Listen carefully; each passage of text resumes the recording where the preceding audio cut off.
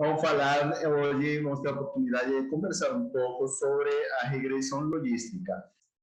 Então, além da estimação de riscos relativos como medida de associação, né, existem outras medidas que podem ser calculadas quando avaliamos a associação entre uma exposição e um desfecho.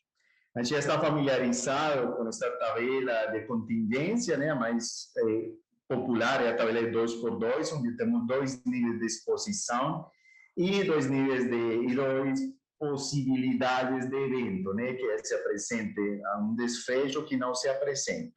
Que a gente está familiarizado já com esta tabela, né, estas letras que comumente se utilizam para representar a quantidade de pessoas expostas que têm um evento, A, expostas que não têm um evento, B, C para os eventos não expostos e D para os não eventos não expostos, né?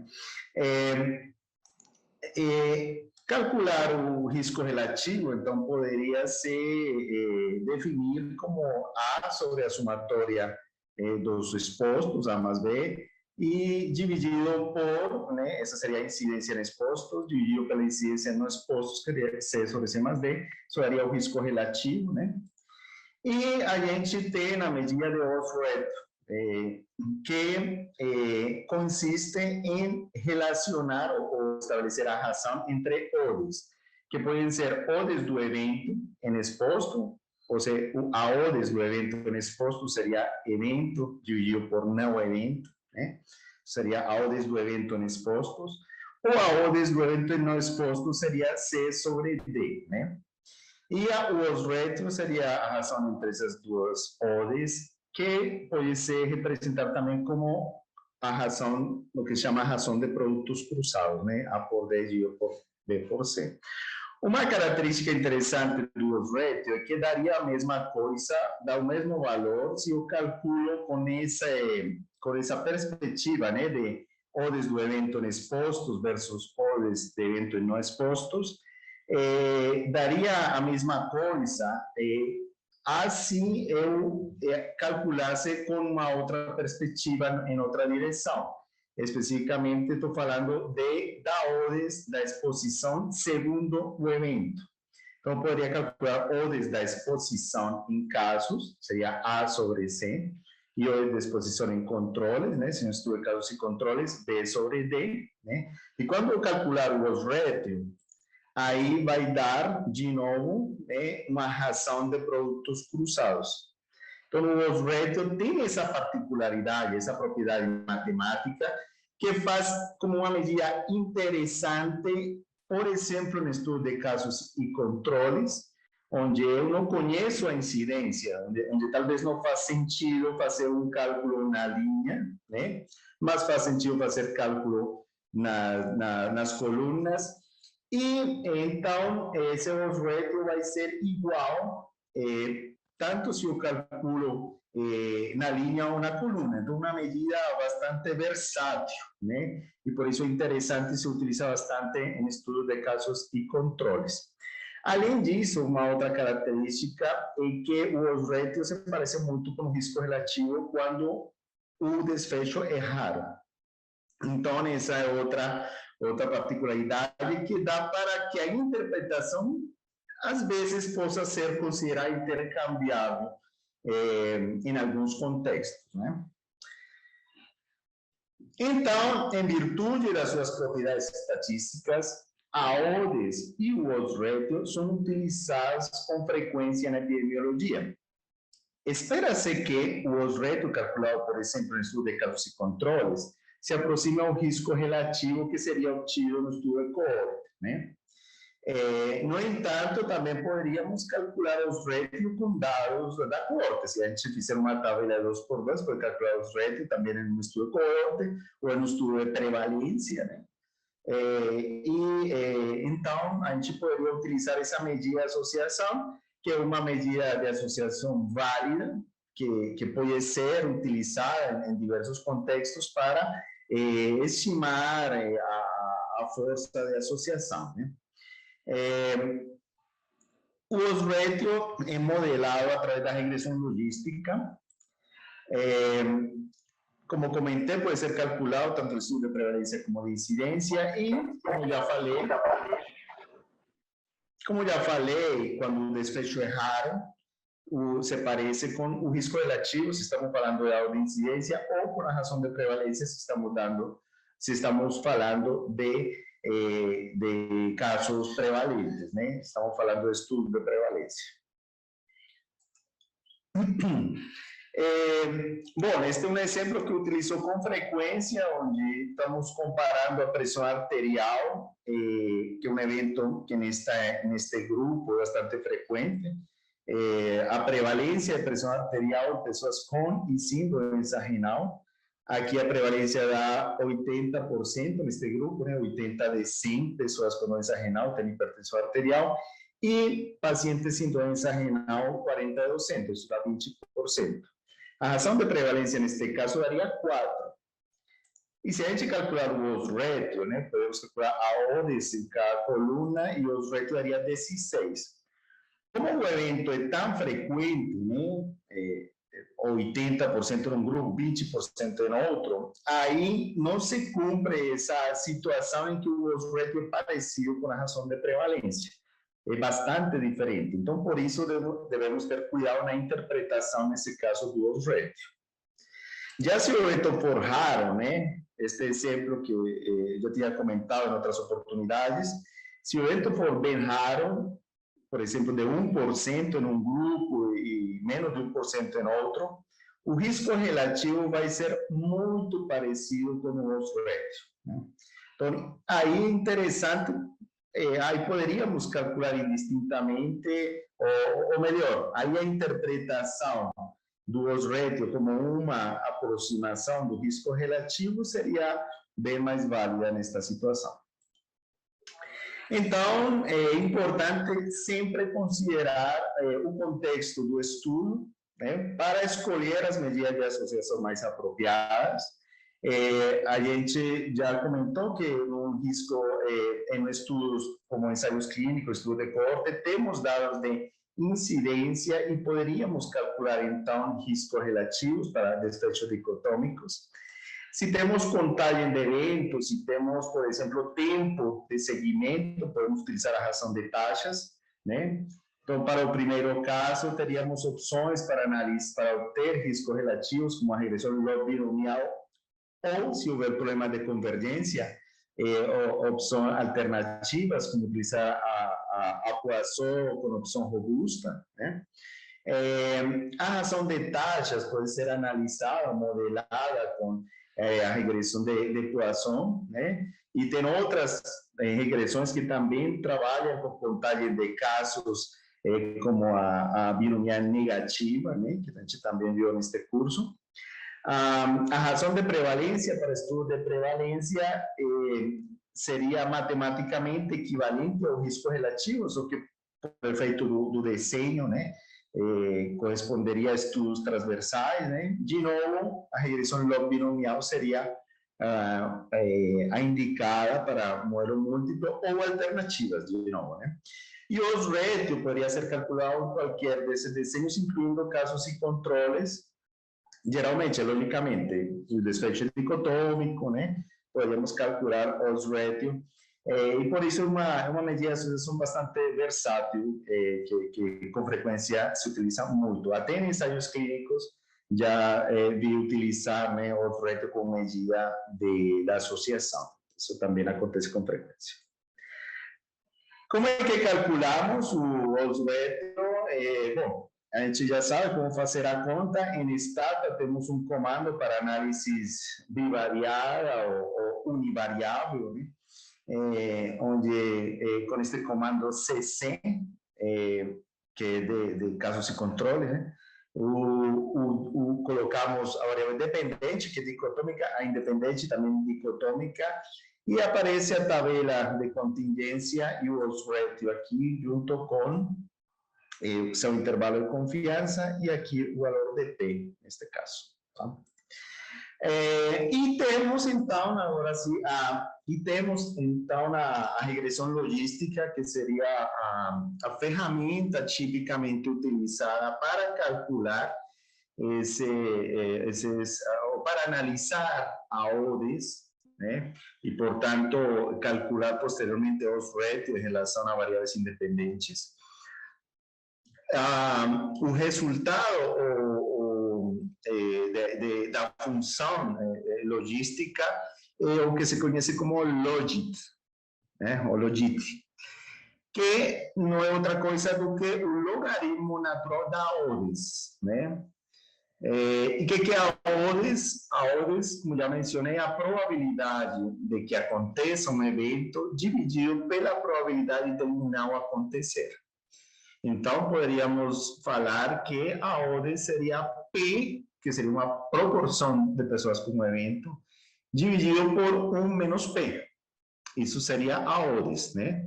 Se a frequência de um evento for 20%, então seria 0,2 dividido por 0,8, né? Nesse caso, daria 0,25, 25%, né? O logaritmo natural de 25 seria o logit. Esse seria o resultado. A regressão logística utiliza esse logit como resultado, né, de uma fórmula que tem essa estrutura, essa seria a estrutura do modelo logístico, onde essa regressão estabelece, né, ou identifica os coeficientes beta 0 e beta 1, né, que relacionam o valor da variável independente com o valor esperado do logit, né, com o valor esperado do logaritmo da AODES. Né? Esse seria um modelo simples, e apenas temos uma variável independente. E se considerarmos outras variáveis independentes, teria esta estrutura, que é uma estrutura similar àquela que a gente observou em outros modelos lineares generalizados, né? De novo, temos um resultado que tem uma função de link, né, que é o logaritmo da AODES, né? Dessa forma se relacionaria com o desfecho. Com a proporção do desfecho, né, através desta função de link, e a estrutura linear que a gente já viu, né, durante todo o curso, então, que é familiar para nós já neste momento. Uma coisa interessante é a forma que tem esse logit, né? Um problema que tinha a regressão de log binomial é que ela fica travada entre valores de 0 e 1. Se por acaso, durante a análise, houver um valor predito que saia desse intervalo, né, de 0 e 1, aí a regressão log binomial não converte, né? E a gente já viu um exemplo onde ficava pensando, né? Esse é um problema. Agora, aqui não acontece isso. Não acontece isso porque o logit pode ir de menos infinito até mais infinito, né? E é teoricamente plausível. Pode ter valores negativos muito altos, né? Um logaritmo natural de uma AODES pode ser um valor negativo bem alto, e um logaritmo também pode ir até mais infinito. Quando a prevalência, aqui, quando a prevalência do evento for 50%, quando a prevalência do evento for 50%, aí a AODES vai ser 1, né? Porque 50% dividido por 50%, a probabilidade de acontecer dividido pela probabilidade de não acontecer, isso dá 1. O logaritmo dessa AODES é 0, né? Então, você pode ver essa figurinha aqui, é 0, né? E aí, independente do valor da prevalência, né, aí pode dar, vai poder até de menos infinito até mais infinito. Então, por isso, essa característica matemática faz com que a gente possa lidar com qualquer valor predito, né, sem problema com essa regressão. Agora, depois de você obter um logit predito, existe a possibilidade de transformar isso em uma prevalência, né? Então, a partir de qualquer valor de logit predito pelo modelo, podemos calcular a prevalencia de predita por ese modelo, que va a dar valores entre 0 y 1. Esta es la fórmula. Se exponencia ese logic y se divide por 1 más ese mismo valor do logic exponenciado, o antilogaritmo, desse log exponenciado. Assim é simples que podemos ter um valor de prevalência. Vejam que ao adicionar 1 aqui no denominador, sempre vai dar algo entre 0 e 1, na prevalência. Então, isso é algo interessante. Então, quando a gente roda uma regressão logística, a gente pode pedir para o programa predizer os valores segundo o modelo para cada indivíduo, por exemplo, ou aplicar a fórmula posteriormente para extrapolar a outros grupos populacionais, Então, só para relacionar os temas que a gente viu durante o curso, temos aqui esta tabela, e lembrar que o entendimento das regressões parte com o conceito da regressão linear, onde temos um desfecho y, que é um valor esperado, predito, a partir de uma fórmula que inclui uns coeficientes que permitem relacionar ou representar a contribuição de cada uma das variáveis independentes consideradas nessa análise.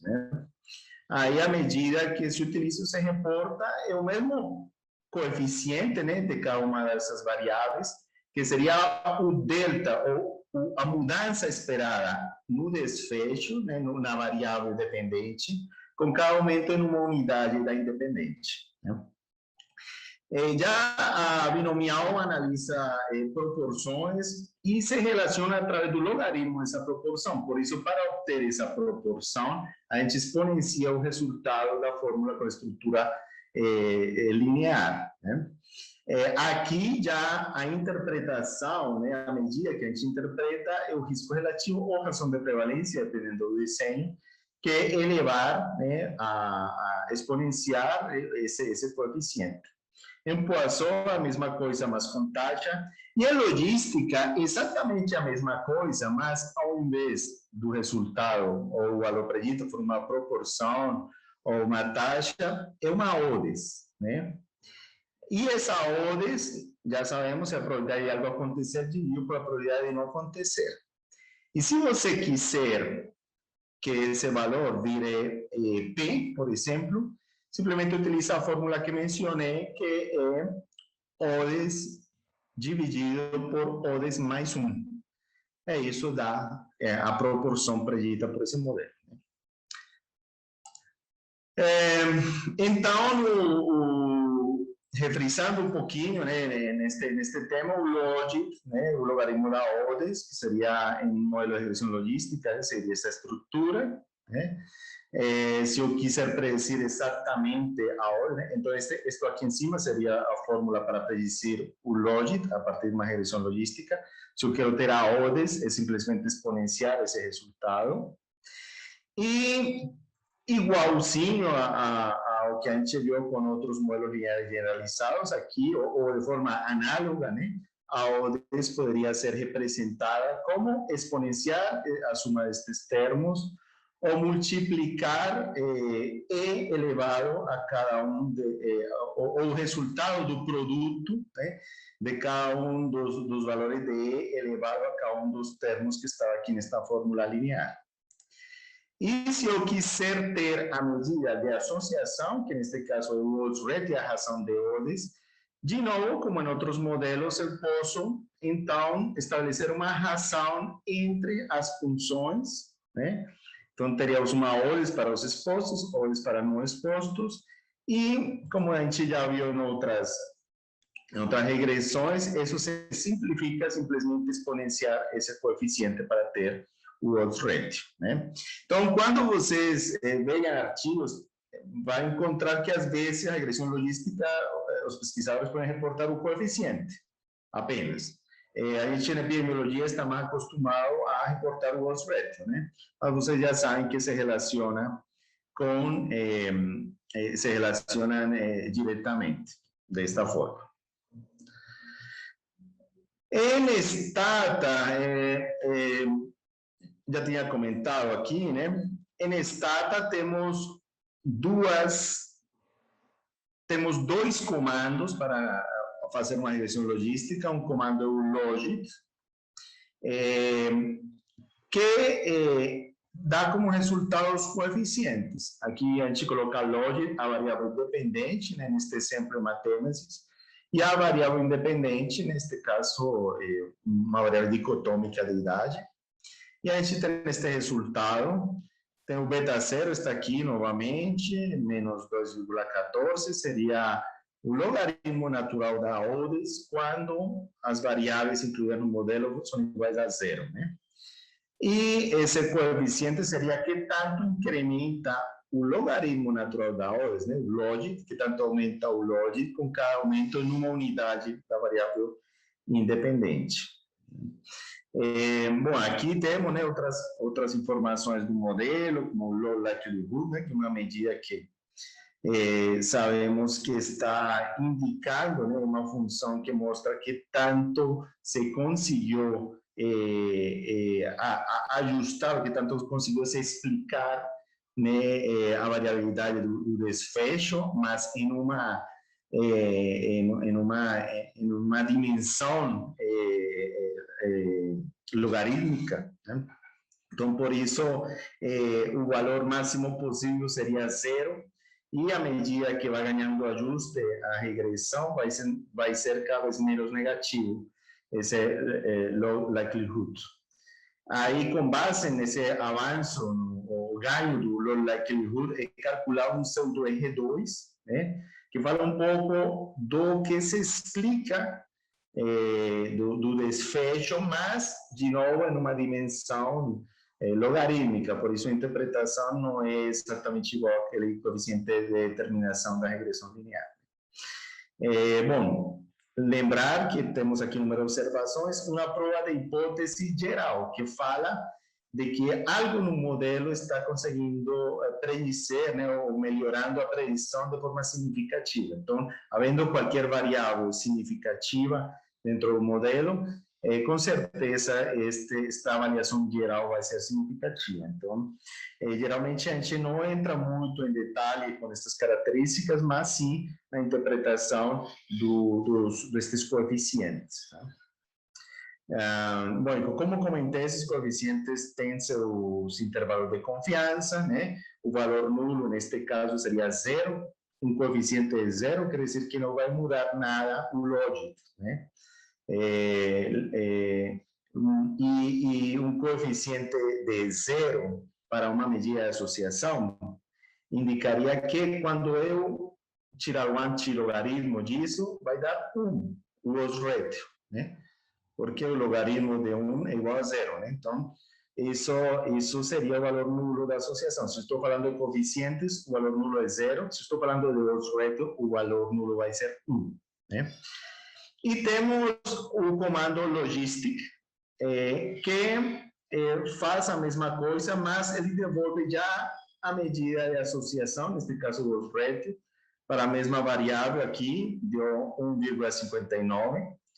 E isso se interpreta como, pode-se interpretar como que esse grupo de idade, que são crianças, tem 59% a mais de chance ou de odds de hematémesis comparados com aquele outro grupo de referência que seriam os adultos, né?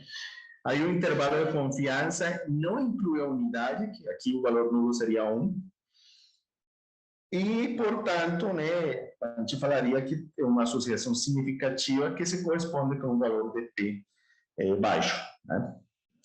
É isso. Temos também, né, a versão múltipla, podemos incluir mais variáveis, como com outros modelos de regressão.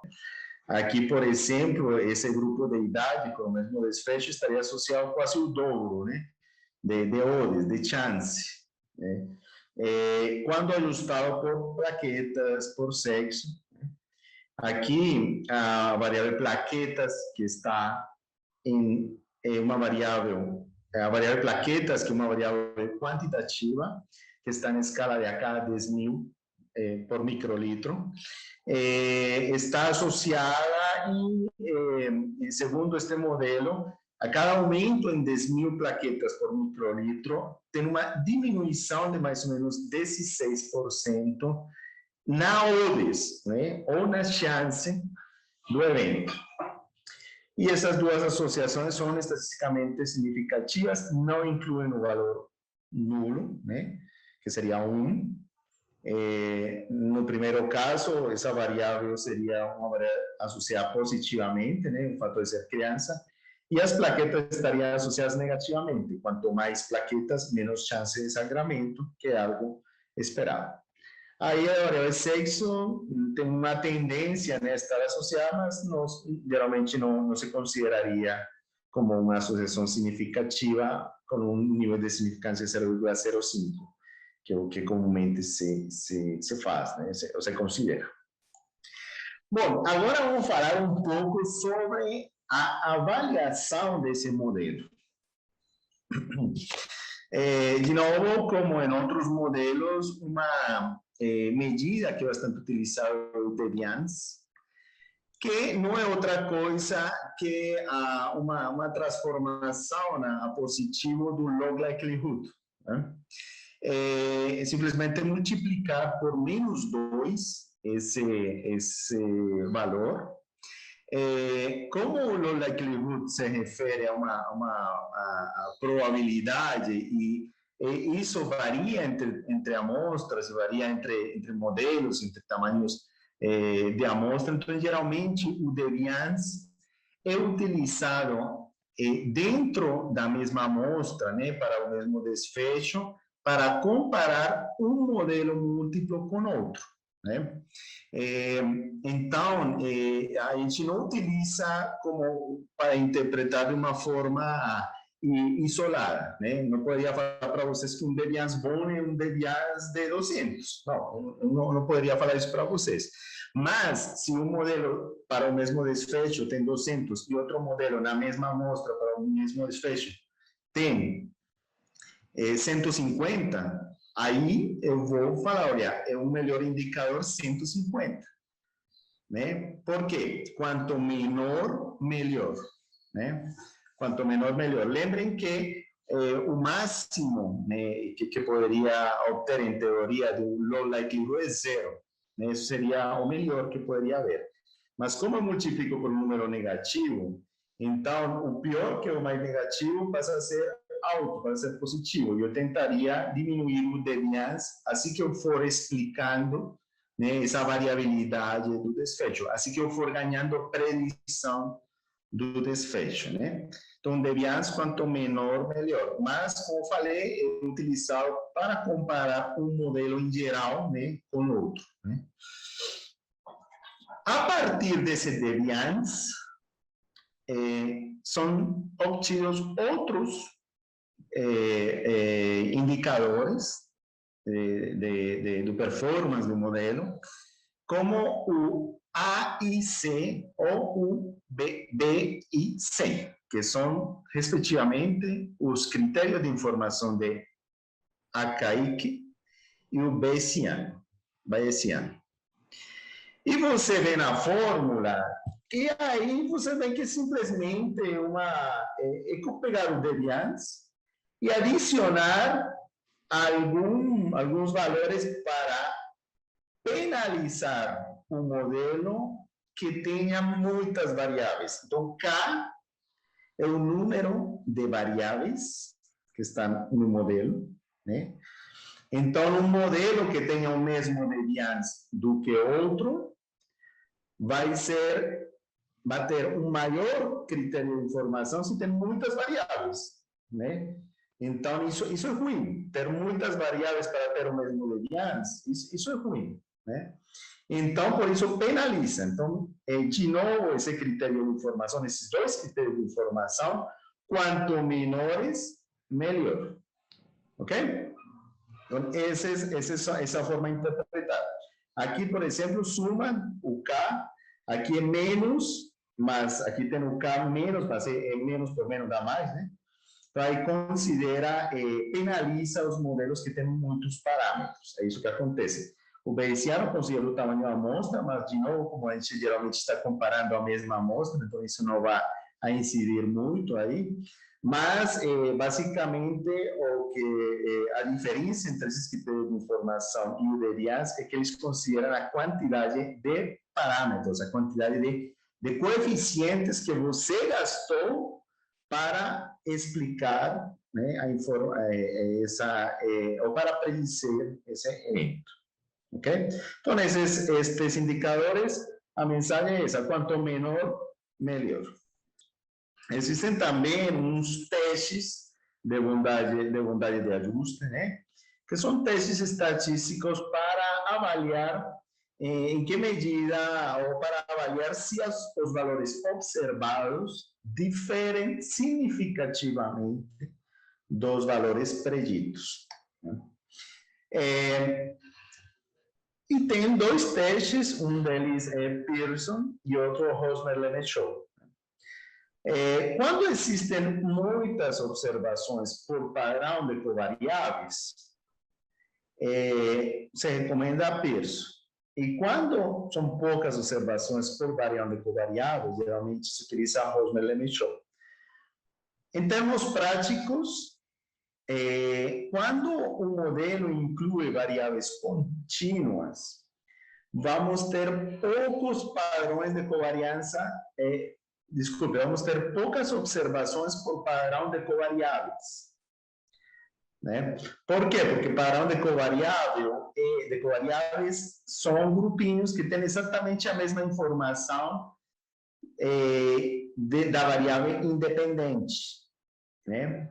Então, se temos variáveis independentes contínuas, aí vai ser difícil que bata exatamente o mesmo valor em dois indivíduos. Né? A menos que tenha pouquíssimos valores, mas isso é raro. Né? Então, geralmente, quando temos quando temos variáveis contínuas, a gente tende a utilizar mais Rosmer-Lemaitre, né? Quando temos apenas poucas variáveis dicotômicas, geralmente, poucas categóricas, aí o teste de Pearson poderia ser indicado nessa situação. Mas a interpretação basicamente é a mesma. O modelo é diferente, os valores preditos são diferentes dos observados. Esse é o intuito desses testes. O Rosmer-Lemaitre, o que faz é que, como tem muitos padrões de covariáveis, né, poucas observações por padrões de covariáveis, ele agrupa os padrões de covariáveis por decis, de valores preditos, e aí faz uma tabelinha de contingência e faz um Q quadrado, né, observado versus predito dentro de grupos. Existe também um conceito chamado acurácia, né? É um conceito que a gente utiliza muito na avaliação de testes diagnósticos.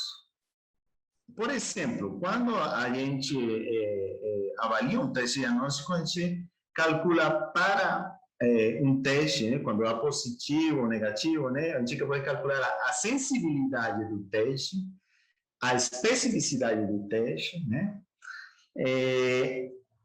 valores preditivos e a acurácia. A acurácia é a proporção de pessoas corretamente classificadas, né? Então, aqui, este comando, né, que tem um comando que se chama stat classification, que a gente pode rodar depois de ter feito uma regressão logística.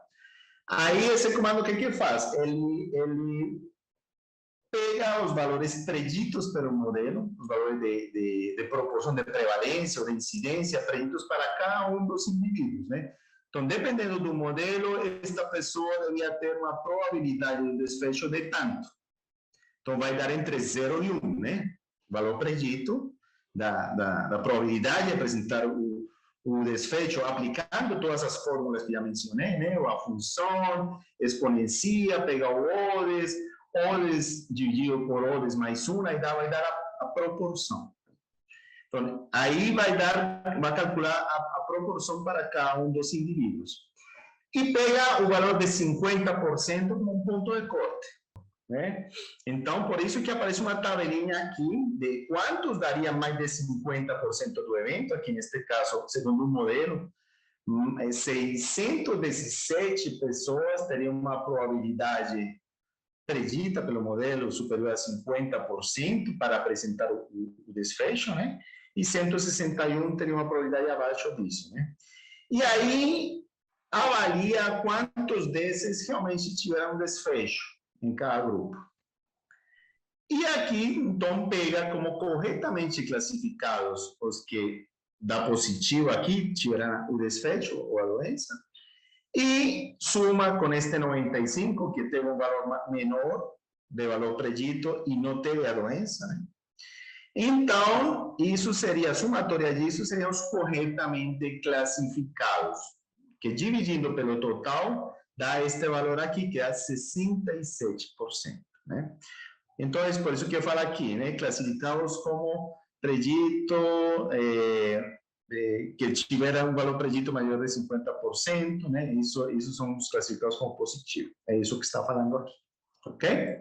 Então, essa seria uma medida de acurácia com um ponto de corte de 50% para o valor predito. O que é esse 50%? Será que é 50% um valor bacana para representar, né, para avaliar a acurácia do modelo? Talvez não, né? Ou talvez sim. Os que estão familiarizados com testes diagnósticos saberão que existe uma ferramenta interessante em testes diagnósticos que é a curva ROC, né? Que avalia a sensibilidade e especificidade de cada um dos pontos de corte possíveis, né, dentro da amostra, né? Então, poderíamos também pegar os valores preditos pelo modelo e fazer uma curva ROC para ver que tanto de forma geral o modelo, né, apresentaria essa, discriminaria, né, entre eventos e não eventos, né? Então, também dá para fazer isso, né? Como é que a gente faz? Primeiro, criamos, depois do modelo, podemos criar um valor predito, um valor predito para cada um dos indivíduos, utilizando o comando predit, e colocamos aqui o nome dessa nova variável, que é o valor predito. Geralmente utilizo P, que são os valores predito, neste caso, da probabilidade predita de matêmesis para cada um dos indivíduos. E eu posso pedir que ele me calcule a área abaixo da curva ROC para cada um desses, quer dizer, para predizir esse evento com esses valores preditos pelo modelo. Aí vai dar uma área e vai dar, essa tabelinha, dá uma área e um intervalo de confiança dessa área, né? E não, vocês estão familiarizados com a curva ROC, sabem que a curva ROC é uma curva, né? É uma figura, e talvez querem apresentar a figura também no seu artigo. Aí simplesmente pode dar vírgula graph e aparece esta linda figura, né? Que é uma forma de utilizar um conceito de tecnologias diagnósticas aplicado a testar um modelo de regressão logística, né? Uma figura que eu gosto bastante, tem gente que não gosta tanto, que fala que isso é gastar tinta no papel, né? Porque, mas eu gosto de ver essa evolução, né? Essa capacidade preditiva do modelo de forma geral. Em teoria, um ponto perfeito seria aqui, né? Quando se houvesse um valor predito que tem uma sensibilidade de 100% para, quer dizer, que identificaria todos os desfechos e que, ao mesmo tempo, descartaria, né? Teria uma especificidade de 100%, então daria um ponto, daria para identificar esse ponto de corte, né? Ou simplesmente podemos ver como evoluem, né, os pontos de corte. Então, quanto for mudando os pontos de corte do modelo de regressão, vai mudando a sensibilidade e especificidade. Né? Então, essa seria uma outra ferramenta. Como interpreto isto? Existe uma interpretação que é muito bonita da área abaixo da curva Hawking. E é a seguinte, não é tão intuitiva, mas matematicamente se corresponde com esta área. Aqui está de novo a área, que é 66%, que eu vou calcular aqui, 67%. A interpretação da área abaixo da curva Hawking é a seguinte.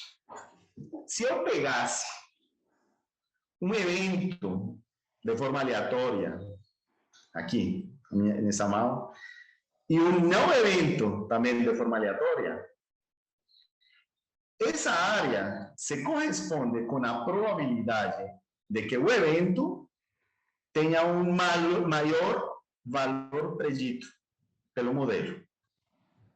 Né? Essa é a interpretação. Isso se corresponde matematicamente, se pode explicar, né? Lógico que uma interpretação gráfica é mais fácil, mas essa se corresponde com essa interpretação. Então, por isso se fala que é uma medida da capacidade de discriminação do modelo, né, para discriminar pessoas com o evento e sem o evento. Muito bem. Existem outras formas de avaliar o modelo.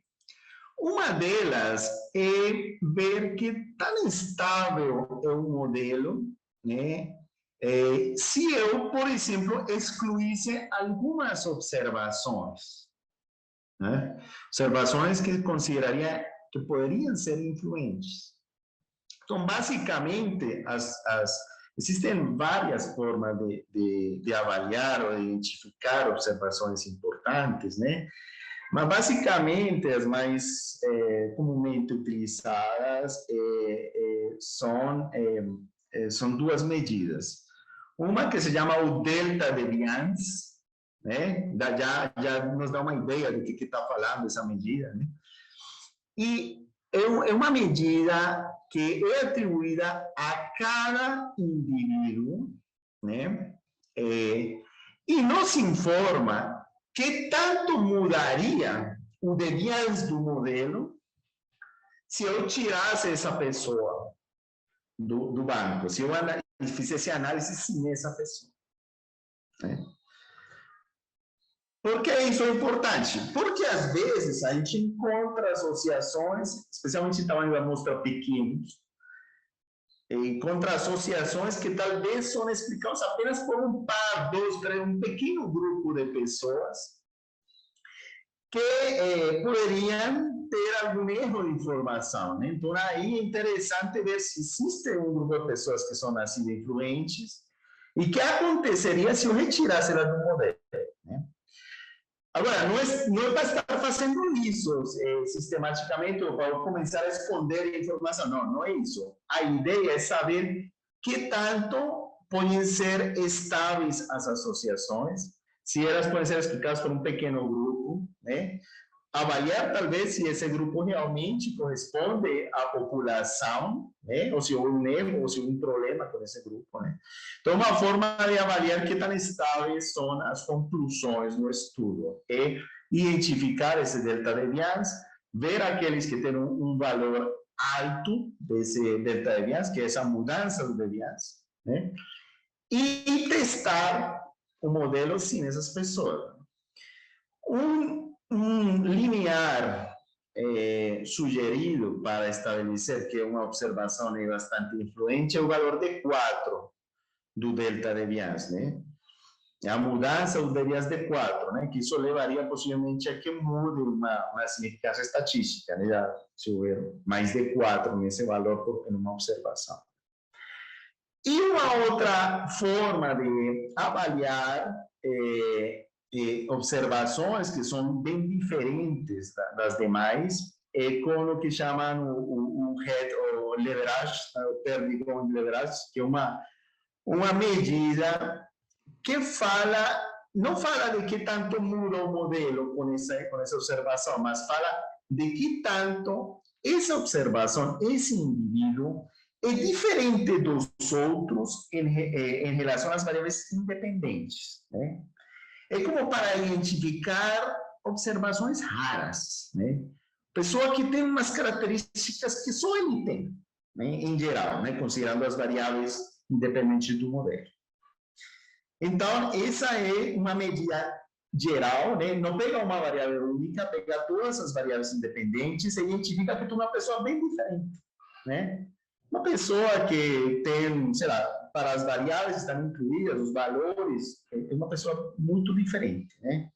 Pessoa que tem, sei lá, uma característica de renda muito diferente das demais e, além disso, outras características bem diferentes das demais. Aí, a partir dessa medida que é o leverage, eu posso também estabelecer algum ponto de corte para falar, olha, esse daí para lá, é o que eu considero um outlier, né? Algo fora do padrão, algo fora do grupo, alguém bem diferente. Eu poderia, de novo, testar o que aconteceria com o modelo se eu excluir essas pessoas. Agora, se eu fizer isso, eu devo ser muito transparente na apresentação das análises, mostrar o modelo completo e falar que se eu excluísse essas pessoas, quem são essas pessoas? São essas pessoas, né? Daria estes resultados. Será que eu posso basear minhas conclusões excluindo eles? Depende, né? Se eu identifico que dessa forma realmente essas pessoas pertencem a uma população muito diferente depois de avaliar eles, aí talvez, então as conclusões talvez devam mudar, você focar em um subgrupo então da amostra, né? Porque parece que tem um grupo à parte, né?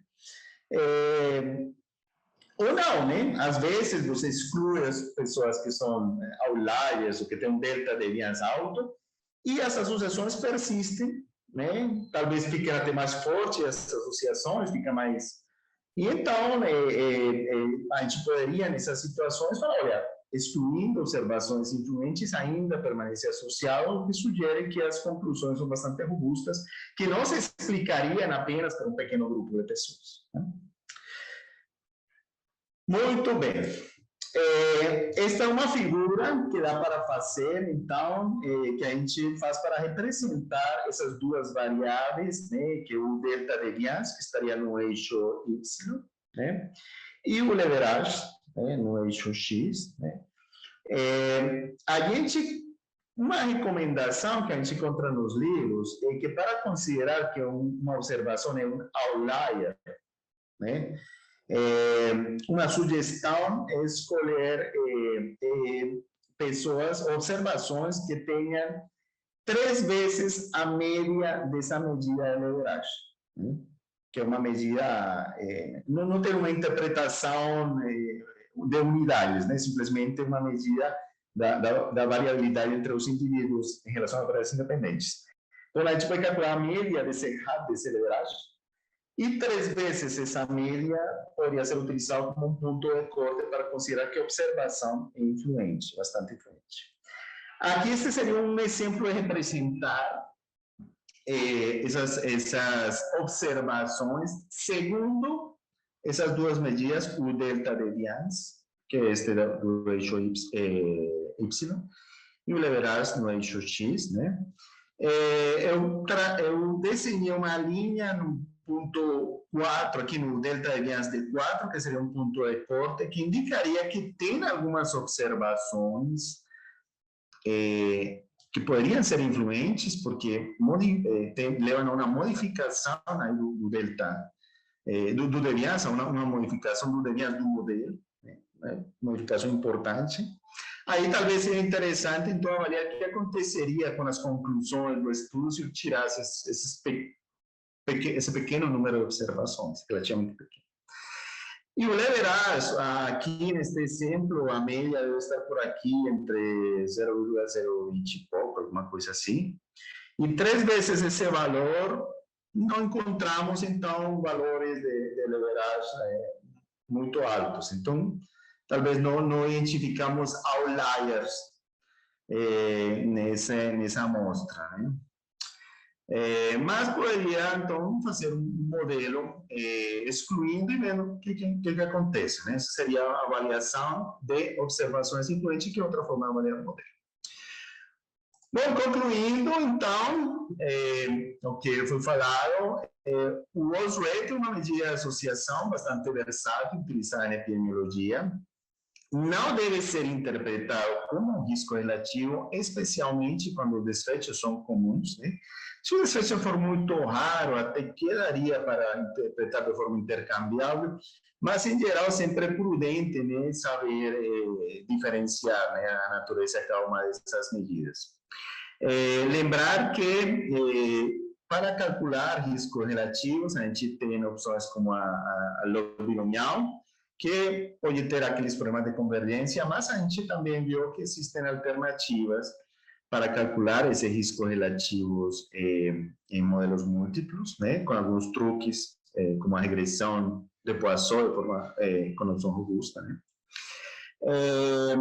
Bom, já comentei, né, que quando o evento é raro, os RET é similar ao risco relativo. E que podemos calcular o odds ratio em regressões, em modelos múltiplos, utilizando a regressão logística, que tem muitas ferramentas. É uma regressão, né? uma ferramenta estatística que tem tido muito desenvolvimento, geralmente está em todos os pacotes de análise de dados, né? E que é possível avaliar o modelo, o ajuste, a acurácia, a capacidade discriminativa do modelo com diversas ferramentas, o que permite ter diferentes perspectivas do performance desse modelo múltiplo. Então, gente, é isso.